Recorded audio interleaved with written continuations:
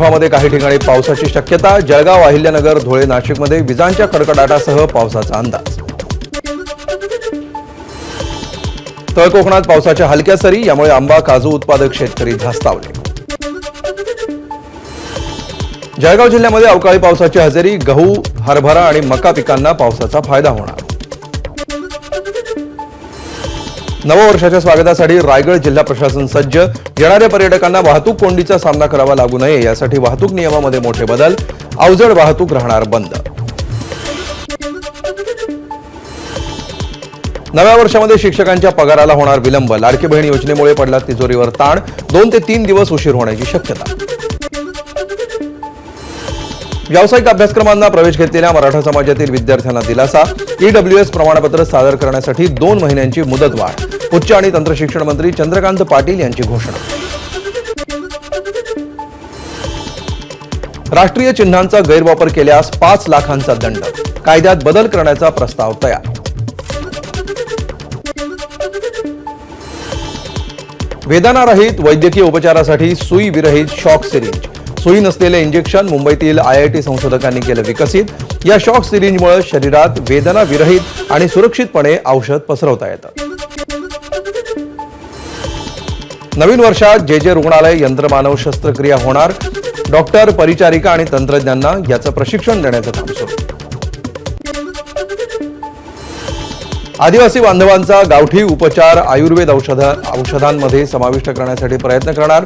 अन्न औषध विभाग मंत्री नरहरी झिरवाळ यांची घोषणा. प्रवाशांना विमानामध्ये केवळ एकच बॅग नेता येणार. प्रवाशांच्या सामानासंदर्भात नवे नियम जारी. बाकीचे सर्व सामान प्रवाशांना चेक इन करावं लागणार. मुंबई महानगर परिक्षेत्रामध्ये सीएनजीच्या किमतीमध्ये 1 रुपयांनी वाढ. याआधी नोव्हेंबरमध्ये 2 रुपये प्रति किलोनं सीएनजीच्या दरात झाली होती वाढ. मुंबईत वाढलेलं प्रदूषण रोखण्यासाठी पालिकेकडून बांधकामं आणि रस्ते कामांची झाडाझडती घ्यायला सुरुवात. 868 प्रकल्पांची झाडाझडती. पालिकेची 28 प्रदूषणकारी बांधकामांना नोटीस. लाकूड आणि कोळसा जाळून चालणाऱ्या बेकऱ्यांमुळे मुंबईतील प्रदूषणात भर.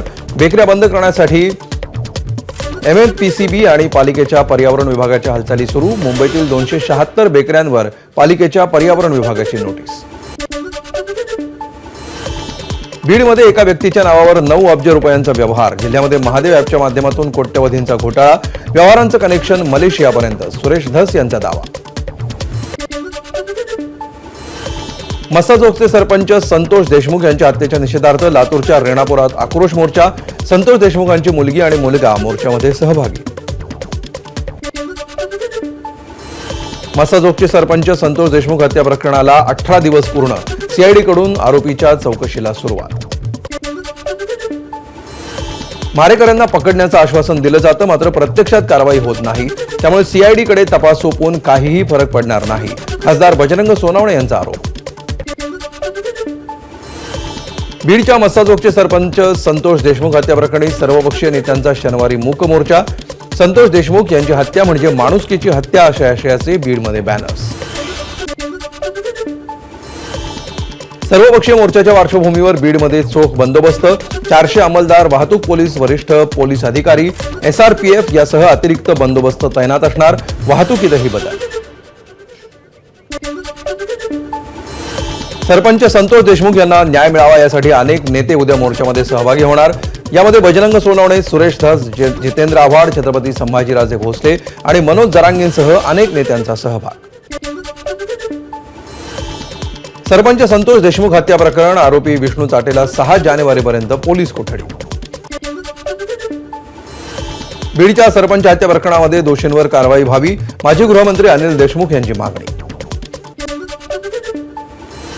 सरपंच संतोष देशमुख हत्या प्रकरणाचा निकाल लागेपर्यंत धनंजय मुंडे आणि पंकजा मुंडे यांचा मंत्रिपदाचा राजीनामा घ्या. रेणापूरमधील आक्रोश मोर्चाची तहसीलदारांना निवेदन देत मागणी. बीडमधील सरपंच हत्या प्रकरणामध्ये धनंजय मुंडे आणि सुरेश धस यांची नावं जोडू नका. घटनेला राजकीय वळण देता कामा नये. संजय शिरसाट यांची प्रतिक्रिया. पंकजा मुंडेंनी स्वीकारला मंत्रिपदाचा कारभार. पंकजांकडे पर्यावरण आणि पशुसंवर्धन विभागाची जबाबदारी. पवनचक्कीच्या वादातून तुळजापूरमधील जवळग्याचे सरपंच नामदेव निकम यांच्यावर प्राणघातक हल्ला. कारवर पेट्रोल टाकून निकम यांना जाळण्याचा प्रयत्न. बारूळ गावातून जवळग्याकडे जाताना झाला हल्ला.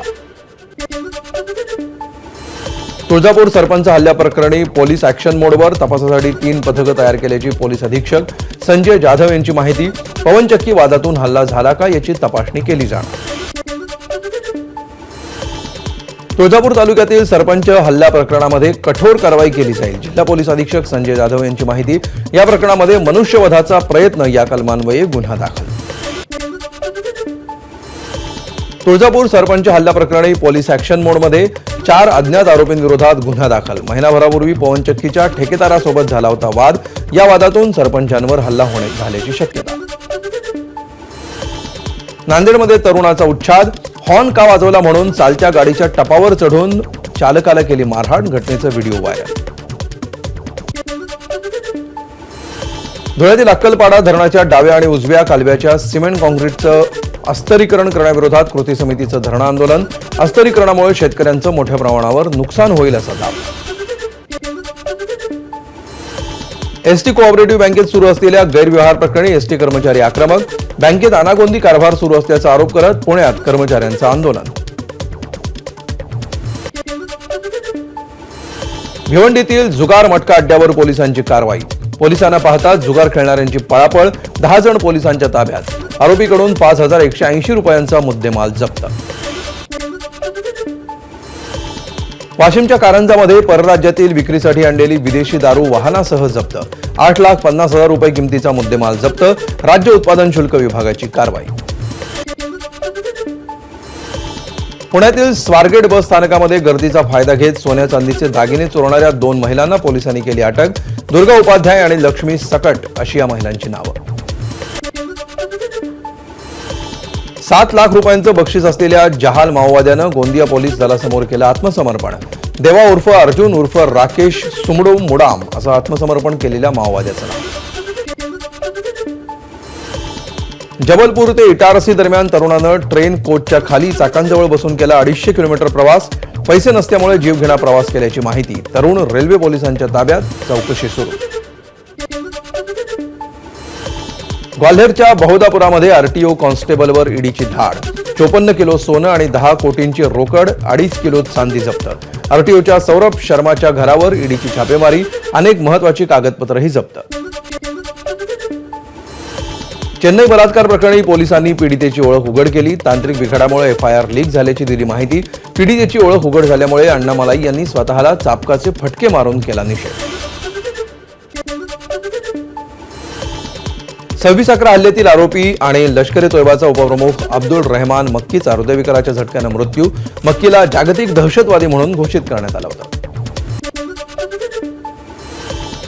केदारनाथमध्ये तापमान प्रचंड घसरलं. बर्फवृष्टीमुळे साठलं 1.5 फुटांचं बर्फ. उणे तापमानामुळे कामगारांना अडचण. जेसीबी सारख्या मोठ्या मशीनची चाकही झाली जाम. जम्मू काश्मीर, हिमाचल प्रदेश आणि उत्तराखंडमध्ये बर्फवृष्टीमुळे अनेक रस्ते बंद. हिमाचलमध्ये राष्ट्रीय महामार्ग 305 वर सुमारे 1 फूट बर्फ. प्रशासनाकडून बर्फ काढण्याचं काम सुरू. जम्मूमध्ये तापमानात मोठी घट झाल्यामुळे तलाव गोठला. गोठलेल्या तलावावर मुलांनी लुटला क्रिकेटचा आनंद. मेलबर्न कसोटीमध्ये बाद होऊन विराट कोहली मैदानातून बाहेर पडत असताना ऑस्ट्रेलियन खेळाडूंनी त्याची उडवली होरियो. तर पॅव्हेलियनमध्ये जाताना चाहत्यांच्या बोलण्यानं विराट संतापला. सुरक्षा रक्षकांना हस्तक्षेप करत विराटला आत नेलं. या घटनेचा व्हिडिओ व्हायरल. दक्षिण आफ्रिका आणि पाकिस्तान यांच्यातील सामन्यामध्ये मैदानावर खेळाडूंमध्ये झाली शिवीगाळ. कामरान गुलाम आफ्रिकेच्या 2 खेळाडूंसोबत घातला वाद. कामरानचा शिवी देतानाचा व्हिडिओ व्हायरल.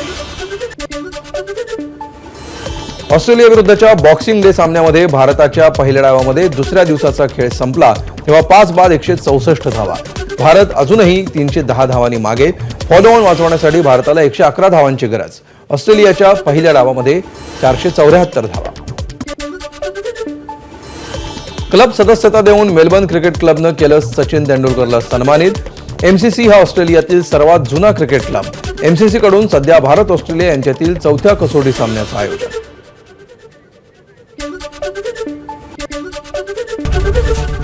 एबीपी माझा, उघडा डोळे बघा नीट.